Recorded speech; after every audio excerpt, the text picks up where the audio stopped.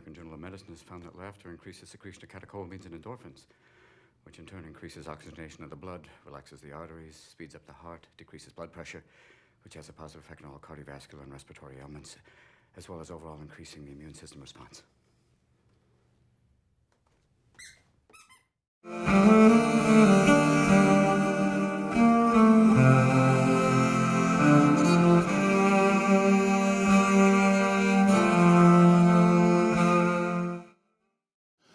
Okay, good evening. So first I would like to thank for the invitation to this wonderful conference and also for the introduction. When I get an introduction like that, it makes me feel ambivalent. It's wonderful to hear so many nice things about myself, but it creates a kind of an aura of expectation that it's not easy to live up to. So, okay, what I would like to do tonight is to share with you basically observations and experiences of the study of non-ordinary states that, as you heard now, extended over half a century. And I would like to start actually by asking you a few questions. This is with apology to those who were with me in the pre-conference workshop. We have to do a little repetition. Can you read it? Yes. The question would be, how many of you experience in your own life any of the types of experiences that are... Don't raise your hands until we finish. Have you finished the whole list? Can I see the hands now? How many of you know those experiences from your personal life? Okay, again, you can look around. This is quite amazing. This is the kind of response that we get basically anywhere where we come, which is very interesting because current psychiatry and psychology does not recognize these experiences or tends to pathologize them. So I've so far used the term non-ordinary states of consciousness. Psychiatry and psychology actually uses a different term, which is altered states. And I really don't like that term because it sounds pejorative, sounds so that we have a correct way of experiencing ourselves and the world. And then in these altered states, that perception is altered, is distorted in some sense. I always think about veterinary medicine when you get your dog altered. So I have great awe and respect to these experiences, to call them altered. And that term non-ordinary is a little better, but still does not really cover somehow the field that I have been interested in. I have been interested in an important subgroup, large subgroup of these non-ordinary experiences that have healing potential, that have transformative potential, that have, I believe, evolutionary potential, and also heuristic potential. It means that if we study them or have those experiences personally, we get access to new revolutionary information about the human psyche, about consciousness, and even about the nature of reality. I really believe that if we study these experiences systematically, that it would lead to a revolution in psychology, psychiatry, and psychotherapy that would be comparable to what the physicists went through in the first 3 decades of the 20th century, when they had to go from Newton first to the theories of relativity and then to quantum physics that even Einstein himself was not able to accept until the end of his life. And I really believe that it would also be a complement to the changes that already happened in our understanding of matter. That while physicists made this enormous progress in the 20th century, that the other disciplines that originally modeled themselves after physics, stayed still in the 17th century. Somehow need to bring those two together, and also bring spirituality and science together. So, since I haven't found a name for this category of experiences, I decided to actually make one myself and started calling them holotropic. That term is a composite word from Greek, where holos means whole, and trepein means moving in the direction of something. So holotropic means moving toward wholeness. Now, if I say that, I frequently get the response, what do you mean, moving toward wholeness? Aren't we already whole? The way we experience ourselves in our everyday state of consciousness. And I would have to say no. We just experience ourselves as a fragment of who we really are, or a fragment of our experiential potentials. And I usually refer to Hinduism, where in the Upanishads you have the question, who are we? Who are you? And the answer in Sanskrit is tattvam asi, which is usually translated in kind of archaic English.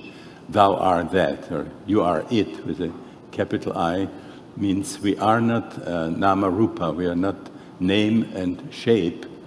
Our deepest identity is with a spark of divine creative energy that we carry in our innermost being. The Hindus call it Atman, and this is not a belief or delusion of the Hindus. This is something that can be pragmatically verified in these holotropic states of consciousness. And if we follow, for example, the different schools of yoga, we all would have the potential to experience that divine core. And when we have that experience, we would recognize that that energy that we carry within is identical with the creative energy that is responsible for the universe. So what are the experiences that we talk about? This would be experiences that the shamans have during the initiatory crisis, when they have this visionary state that takes them into the underworld. They're exposed to ordeals. They experience dismemberment and death and annihilation, and then psychospiritual rebirth and journey into the supernal realms. And during this journey, they heal themselves from various emotional, psychosomatic, sometimes even physical diseases. The anthropologists call them wounded healers. And not only do they heal themselves, but they learn how to heal others. Mainly working with energy. The idea, like in Chinese medicine, is that blocked energy is conducive to pathology, to disease, and when the vital energies are flowing, it's the best prevention of diseases, and also the best thing that we can do for our healing. This is also the category of experiences that the shamans then induce in their clients or experience themselves when they are healing. They use for their healing practice. The second category, when we find these experiences, are the so-called rites of passage. This is a term that came from Arnold van Gennep, a Dutch anthropologist who studied a number of native cultures, and he found that practically all of them have very important ritual events that they conduct at the time of some important biological or social transitions. For example, birth of a child, circumcision, puberty, marriage, menopause, dying. So in all these rituals, they use what I call technologies of the sacred. In other words, methods of various kinds that induce these holotropic states of consciousness. And typically in these rituals, it takes the form of, again, psychospiritual death and rebirth. So for example, in the puberty rites, the idea is that the boys and girls who go into the ritual die as young people, and they are born as, or reborn as adults with all the rights and all the duties that the adults have. There's a whole range of methods that they are using, including chanting, dancing, fasting, sleep deprivation, vision quest in the mountains or in the desert or in the Arctic ice. Very frequently they use some extreme physiological means like inflicting pain, for example, or bloodletting or sub-incision. And also many of these cultures use psychedelic plants to induce these holotropic states. Then another category of these experiences are experiences of the initiates of the death rebirth mysteries. So in many parts of the world, there were powerful mythologies about gods, demigods, legendary heroes who experienced death in one way or another and then were resurrected, or they visited the underworld, the realm of death, and returned. So those were, for example, the mysteries of Inanna and Dumuzi in ancient Sumer, the mysteries of Isis and Osiris in Egypt, the mysteries of Attis, Adonis, the Bacchanalia, the Dionysian rites, and especially the mysteries in Eleusis, based on the story of Hades abducting Persephone and then returning her for part of the year. Now, these were extremely important in antiquity. A number of very prominent personalities were initiates in these ancient mysteries, including Plato, Aristotle, Alcibiades, Marcus Aurelius, Cicero, Pindaros. So actually the list of these people who were initiates lists like who's who in the antique world. And when Christina and I visited Eleusis, we saw the ruins of the Telestrion where these mysteries took place. And we asked the guide, how many people had these experiences here? And he said about 3,000 at a time. For a period of almost 2,000 years, every 5 years, 3,000 of these initiates. So obviously they had to offer something quite impressive to keep the attention of the ancient world. Albert Hofmann, the discoverer of LSD, Gordon Wasson, who brought the Mazatec magic mushrooms to Europe and gave them to Albert Hofmann for analysis.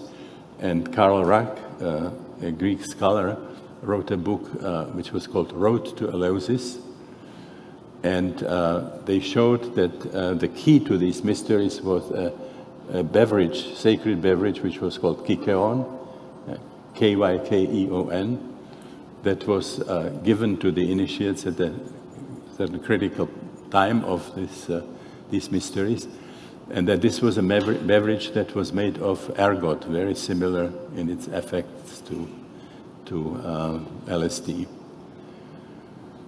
Then we have also the technologies of the sacred, which were developed by some of the great religions. So different schools of yoga, different forms of Buddhist meditation, Taoistic practices, Kabbalistic exercises, the Jesus prayer or hesychasm in the Christian tradition. So those were all methods to induce these experiences. My own introduction to these experiences was when, as a beginning psychiatrist, I volunteered for an LSD session, and I had a very, very powerful experience of cosmic consciousness. This was a combination actually of LSD and powerful stroboscopic light. The man who was my preceptor, who got the substance from Sandoz from Switzerland, was very interested in EEG, electroencephalography, and at the time when we were having these experiences, he was particularly interested in what's called driving the brain waves or entraining the brain waves, which means exposing people to very powerful stroboscopic light and trying to find out if the brain waves in the suboccipital area would pick up the frequency. So in the middle of my session, when the experience was culminated, I was exposed to this powerful stroboscopic light, and I have never been the same. I mean, it was an extremely powerful experience in which my consciousness left my body. I experienced complete annihilation and of who I thought I was, and by becoming nothing, I had the feeling I became everything. I had the feeling I became all of existence. And then coming down from the experience, I floated for a while. My consciousness floated for a while around my body, and I was trying to align those two together. And at that point, it became clear to me that consciousness was something much, much bigger than a product of the neurophysiological processes in the brain. And I was very, very impressed by that experience. And I was experiencing a crisis at that point. I started studying medicine because I wanted to become a psychoanalyst. And at this time, when I had this psychedelic session, I started realizing the limitations of psychoanalysis. You know, how long it takes, how much it costs, how much energy, and that the results were not exactly breathtaking. And I started sort of thinking nostalgically back on my original plans. I wanted to work in animated movies. You know, in retrospect, I didn't get very far from the animated movies, only animated movies of a different kind. So I spent about half of the time doing clinical work with psychedelics for therapeutic purposes and also as an exploratory tool, first in the Psychiatric Research Institute in Prague, and then in the United States at the Maryland Psychiatric Research Center, where for several years I was was the chief of psychiatric research in this institute, and was heading the last surviving official psychedelic research project. And then in the second half, Christina and I developed a holotropic breathwork when we were living at Esalen. The holotropic breathwork uses just faster breathing, powerful evocative music, and a certain kind of bodywork, followed by what we call mandala drawing and sharing of the experience. And you know, to our surprise, we see the same range of experiences that we saw or have seen in psychedelic sessions. And I will, in a minute, I will describe what those experiences were. So I was doing this work with psychedelics, then with the holotropic breath work, and Christina and myself also guided a number of people in states, spontaneous episodes of holotropic states that traditionally would be called psychotic states, But after the experiences with, first with psychedelics and then later with the breathwork, we realized that we can work with those experiences the same way that we worked with people in psychedelic sessions or in the holotropic sessions. That there is a significant subgroup of people who are currently diagnosed as psychotic and treated by suppressive medication who can actually use this state because it's an attempt, it's a self-healing attempt of the organism and of the psyche. So we coined the term spiritual emergency, which is a kind of play on words. Emergo, emergere in Latin means to emerge. If a situation emerges suddenly and surprises us, we call it emergency. So these states certainly are problems. They can interfere with people's lives, but if they are properly understood and supported, they can actually be healing and transformative. 1980, Christina started something called the Spiritual Emergency Network that had very complex history. We first ran it in Esalen for 4 years when we had a house from Dick Price and 4 work scholars who were working with the computer and were on the line. And then it moved for a while to Institute of Transpersonal Psychology, and then it ended up at the California Institute of Integral Studies, where it had, wonderful place and telephone lines. But then when the funds were cut for the school, that was the most, was a program that was easiest to cancel. So at this point there is a computer with all the data, and there is one person who is volunteer and is willing to answer some of the phone calls without getting paid for it. But this spiritual emergency or spiritual emergence network now exists in many, many countries of the world, and we hope that one day it's going to be resurrected again when the economy will get a little better, if it does. So I have worked with these different forms of holotropic states, and it became clear very, very quickly that the experiences and the observations of events around these experiences, for example, some extraordinary synchronicities, that they cannot be accounted for if you use the current model that we have in psychiatry and psychology. So I was writing books and papers sort of describing these experiences and the implications that I believe they had for various areas in psychology and psychiatry and even understanding reality. And when I was approaching my 70th birthday, I got a phone call from my editor, Jane Bunker, at SUNY Press, and she said, Stan, we have published several of your books, different aspects of your work.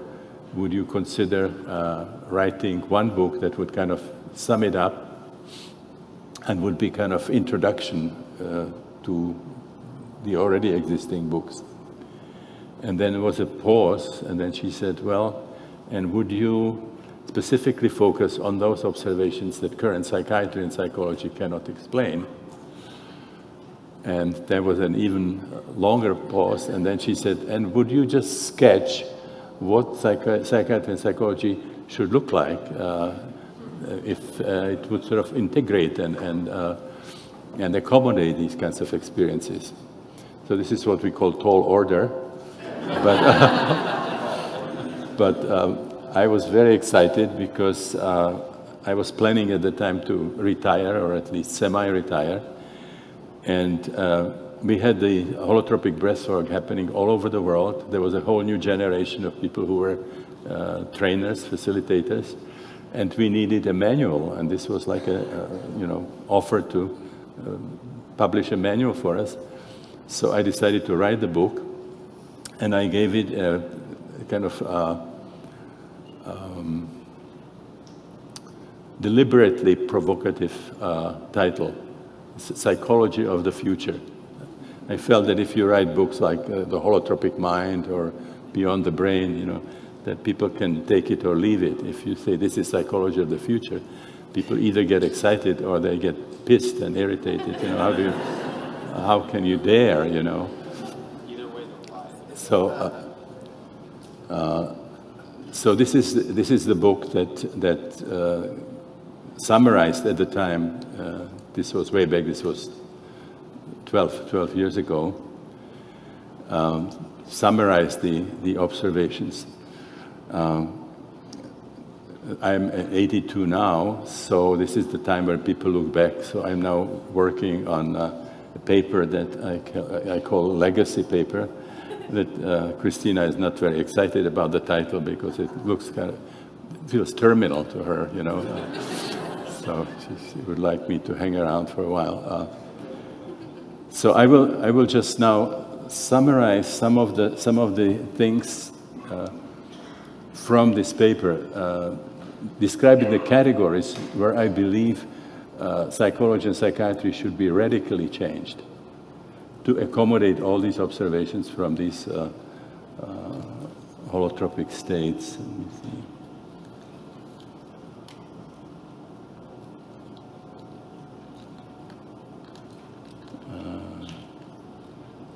Maybe I should say one thing I mentioned about something about the divine within, about the Atman, Brahman.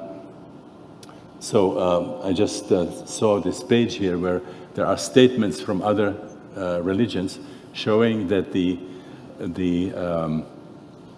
revelation of the fundamental unity of the individual and the divine is really at the mystical core of all major religions. So if you want, you can read these statements from different religions. Can you read it in the back?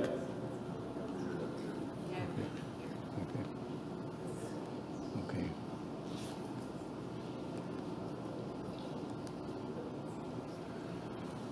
Okay, so I will talk about the implications of the research of holotropic states.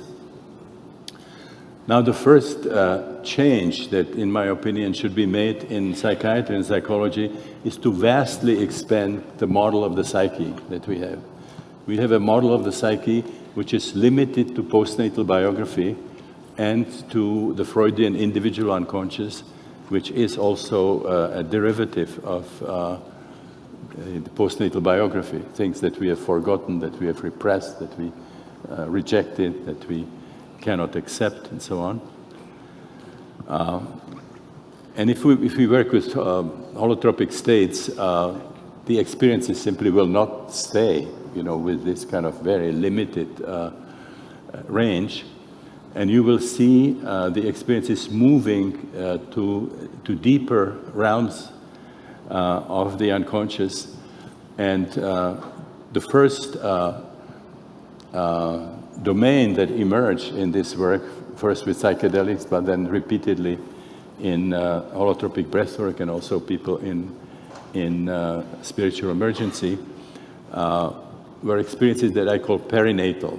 It turned out that we carry a powerful imprint, powerful memory of all the stages of biological birth.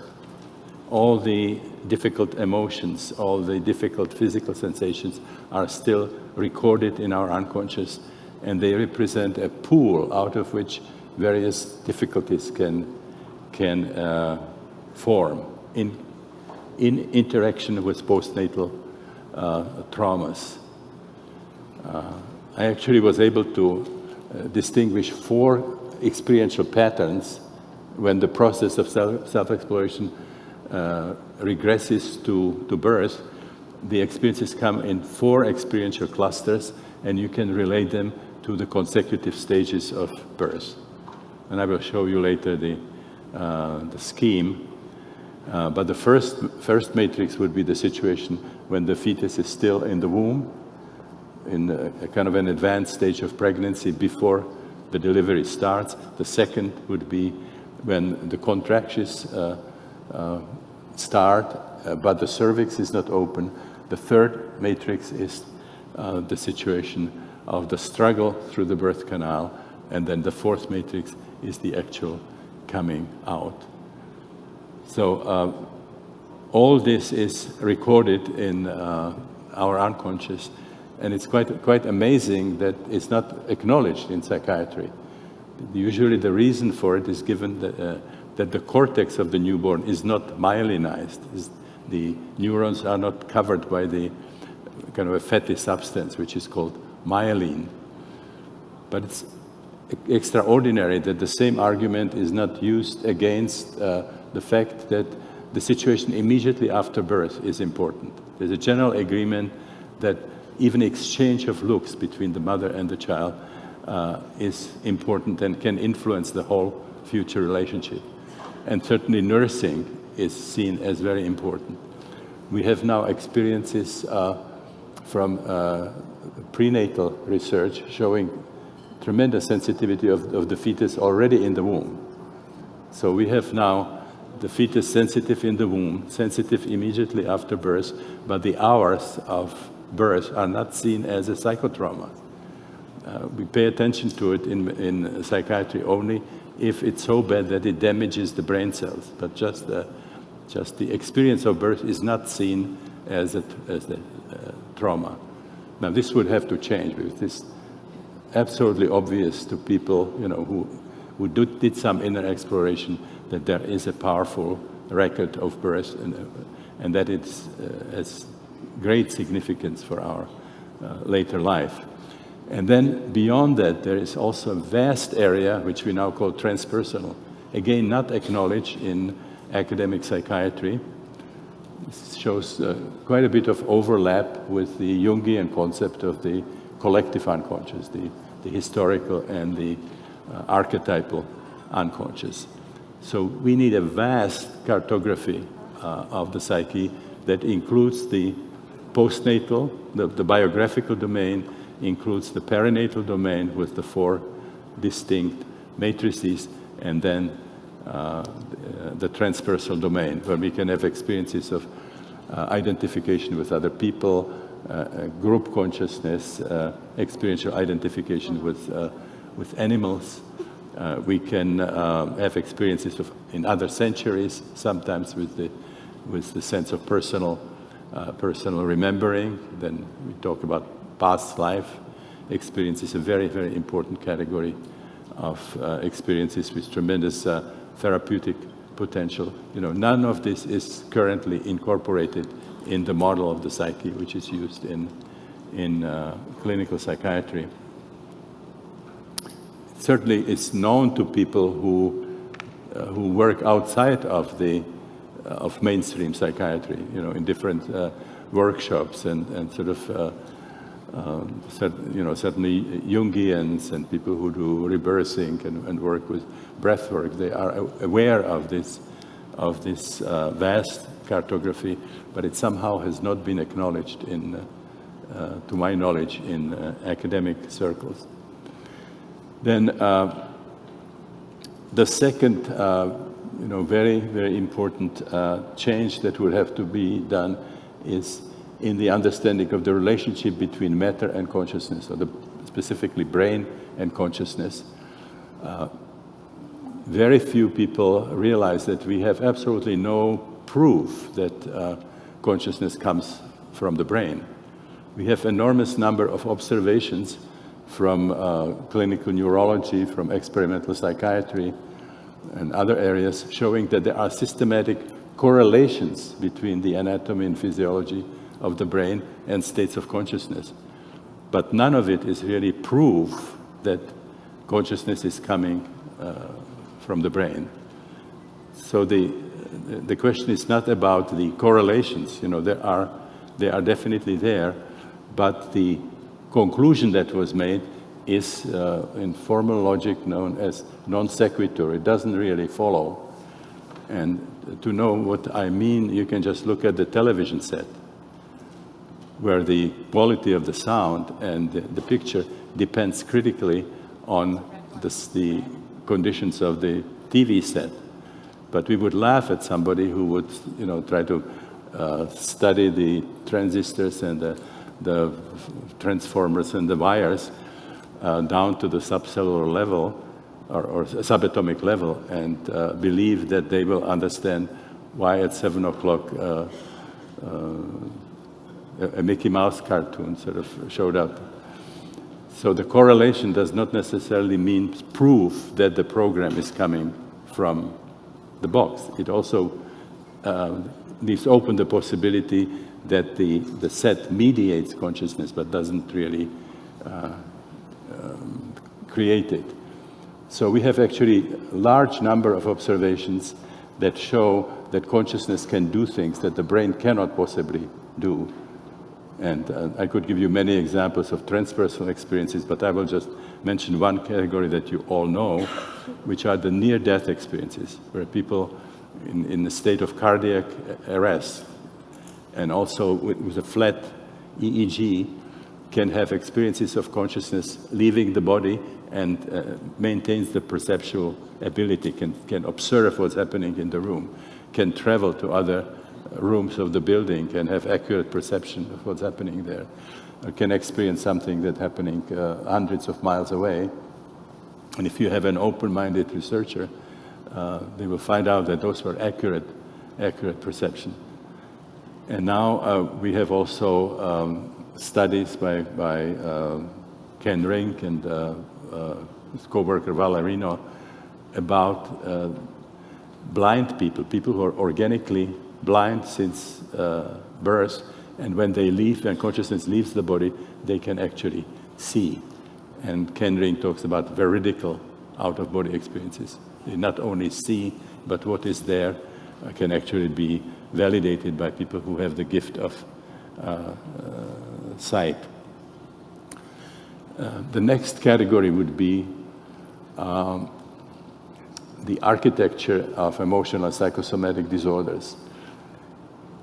In current psychiatry, if the problem is not organic, it doesn't have biological reasons, the idea is that it started sometime after birth.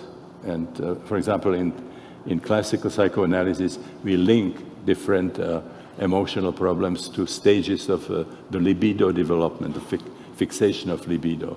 There are problems which are oral, like depression or alcoholism or addiction, problems that are seen as anal, like obsessive compulsive neurosis, then things that are seen as what Freud called phallic, at the time of the Oedipus complex and the Electra complex, which would be different phobias or hysteria in classical psychoanalysis. So if you work with these holotropic states and you're just about to end soon, yeah? How much time do we have? Can somebody who's following it? Okay, I'll go fast. So if you work with holotropic states, you will always find connections to something that happened in childhood and infancy, so that it's not wrong what you find in psychoanalysis. The only problem, it's not all there is. You will find deeper roots, additional roots that go to one of the perinatal matrices, and then even deeper to some transpersonal phenomena. For example, a past life experience can be at the depth of an emotional problem. Or there could be some archetypal material, even phylogenetic. It takes you to animal ancestors. Now this looks like very bad news. We thought all we have to do is to clear something from our childhood history, and now the playground is much, much bigger. But the good news is that there are powerful healing therapeutic mechanisms on the perinatal level and the transpersonal level. For example, reliving birth and integrating the emotions and the physical feelings can be very therapeutic. It can alleviate a whole range of problems, like claustrophobia, depression, migraine headaches, psychosomatic asthma, proneness to violence, to aggression, and so on. A very powerful healing mechanism is something that's actually seen currently as a psychotic experience, which is the experience of cosmic unity, experience of oneness with other people, oneness with nature, oneness with the universe, oneness with the divine. If this experience is supported and is allowed to be completed and integrated, it's much more powerful healing mechanism than anything we have to offer in current psychiatry and psychology.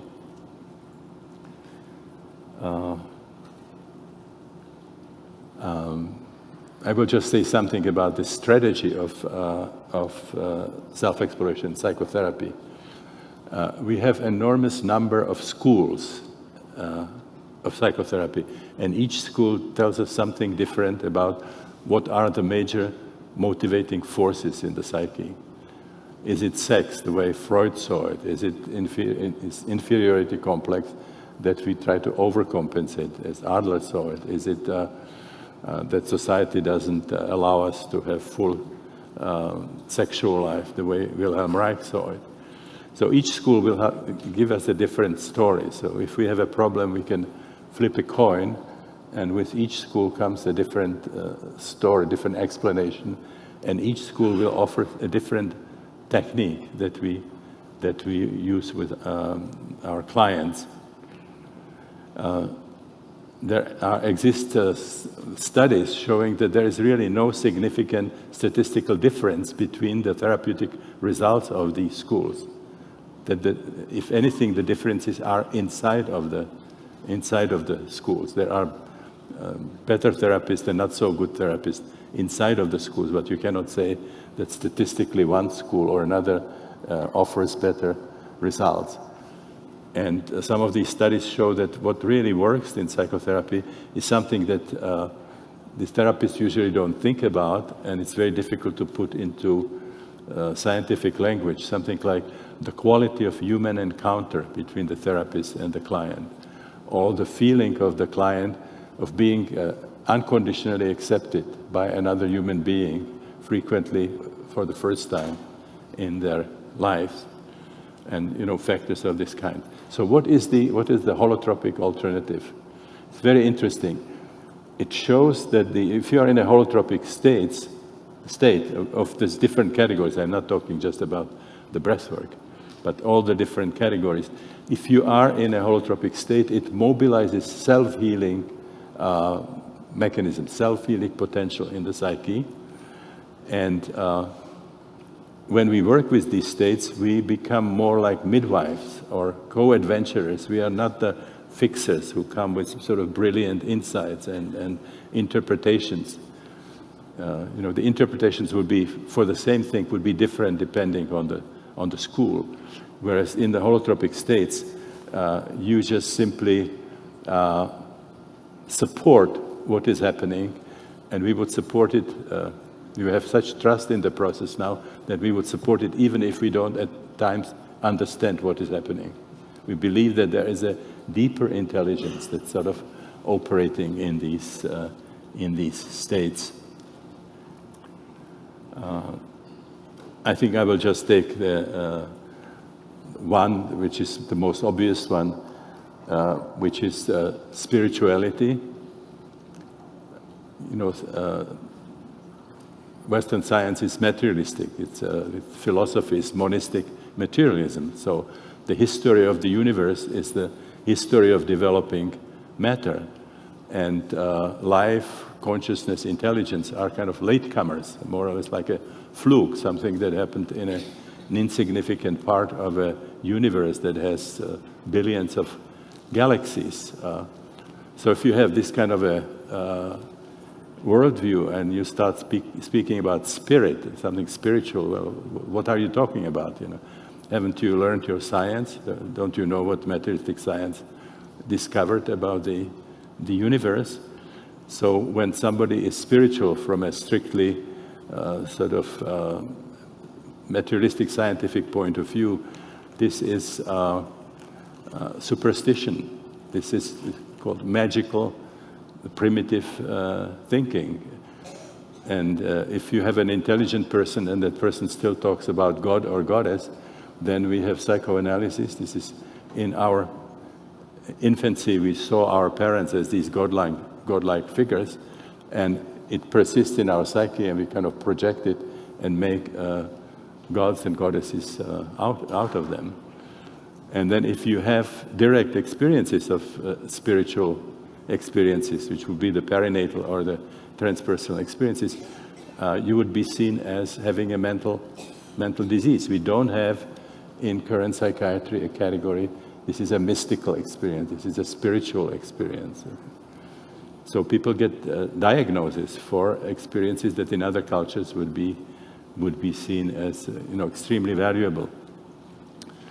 Ramdas gives this great example when he was with Karoli Baba, and he had powerful mystical experience and got the munchies and went down to the village and wanted to buy some cookies, and so he took the cookies and wanted to pay, and this guy looked into his eyes and says, "Namaste, this is not about money, not today." Saw that he was in a special, state of mind, and this was from another dimension. This was something to be honored.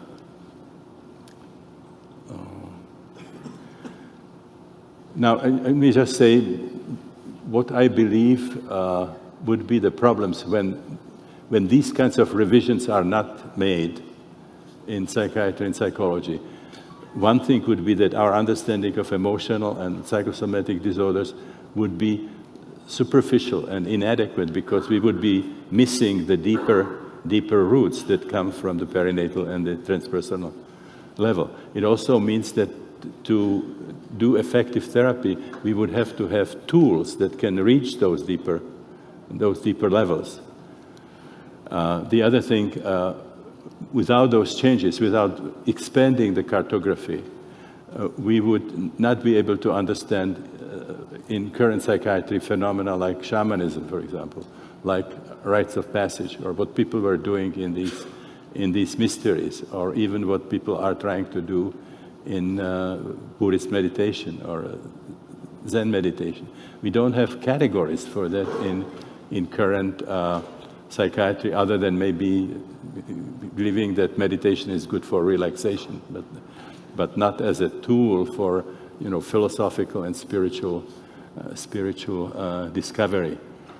If we don't make these changes, it would also be difficult for the academic circles to accept psychedelics as therapeutic tools, because the idea would be that we are trying to heal people by inducing experiences that would be currently considered psychotic. In other words, if those experiences would happen spontaneously, people would get a diagnosis and there would be a tendency to suppress this. So how can we sort of heal people by creating psychotic experiences? So I think I ran out of my time. If you are interested, you can look at my website, personal website, which is my full name, stanislavgrof.com, where this would be presented, in a little more articulate way, a little more detailed way. I had also, I think, one note about the fact that I've been working with Rick Tarnas using archetypal astrology. So those of you who are interested in that even more controversial area than psychedelics, there are about 3 papers on that website.